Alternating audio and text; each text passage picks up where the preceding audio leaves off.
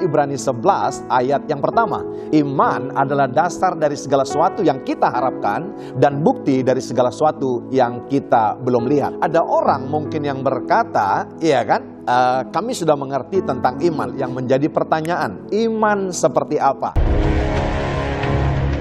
Dua, saudaraku yang kasih, yang menjadi jawaban daripada pertanyaan iman seperti apa? Tentunya iman yang bertindak. Yang kedua, saudaraku yang kasih, iman apa? Iman yang menuju kepada kesempurnaan. Nah, saudara, itu yang saya sebut kedua hal ini, iman yang berprogres. Tahukah saudara, Allah kita adalah Allah yang dinamis, bukan Allah yang stagnan, saudara.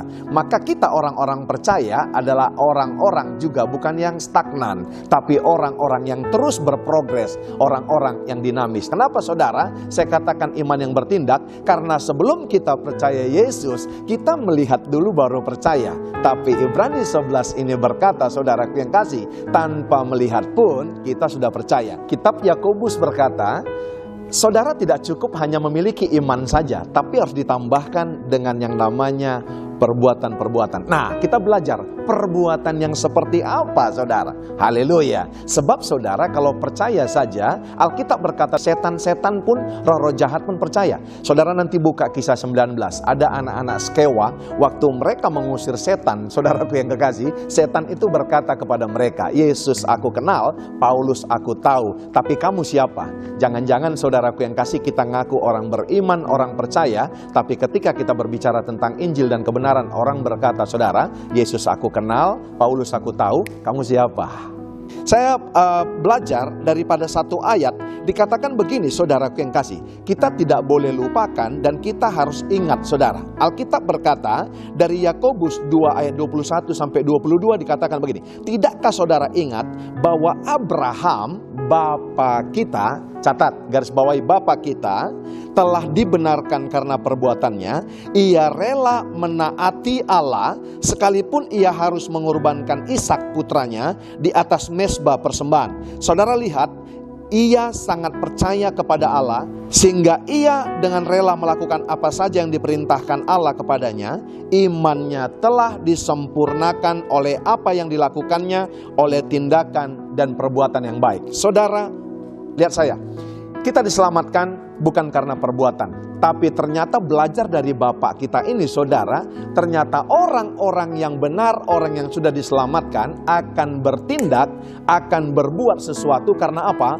Bertolak daripada iman dan kebenarannya, maka dia melakukan sesuatu. Saudara, tidak ada paksaan Abraham menyerahkan Ishak. Tapi lihat, disitulah mulai yang dikatakan Yehova Jireh. Ternyata begini, saudara, apa yang kita harapkan harus lewat daripada tindakan dan perbuatan iman kita. Ingat sekali lagi saya katakan, keselamatan bukan, saudaraku yang kasih, diberikan kepada kita karena perbuatan, tapi karena kasih anugerah. Tapi orang yang diselamatkan, orang yang sudah dibenarkan, akan bertindak dan membuat sesuatu yang dahsyat dan luar biasa.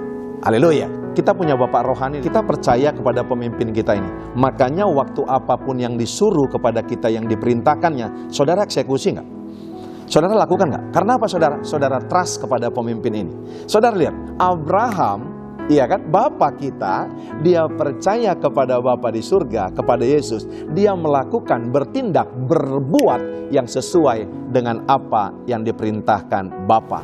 Maka saudaraku yang kasih, imannya itu disempurnakan oleh tindakan dan perbuatannya. Sebab itu Alkitab berkata bahwa iman tanpa perbuatan pada hakikatnya adalah mati. Iman dan perbuatan bekerja sama untuk mencapai kesempurnaan. Nah, lebih detail, ayat ini berkata dalam Yakobus 2 ayat 22 dikatakan, kamu lihat bahwa iman bekerja sama dengan perbuatan-perbuatan, dan oleh perbuatan-perbuatan itu iman menjadi sempurna. Sebab itu saudaraku yang kasih, dikatakan sola fide. Saudara, akhir daripada sharing ini, saya mau kasih satu ayat kepada saudara dari Yakobus 2:23 dikatakan begini. Itu sesuai dengan ayat Alkitab ini. Abraham percaya kepada Allah dan karena imannya itu Allah menerimanya sebagai orang yang melakukan kehendak Allah.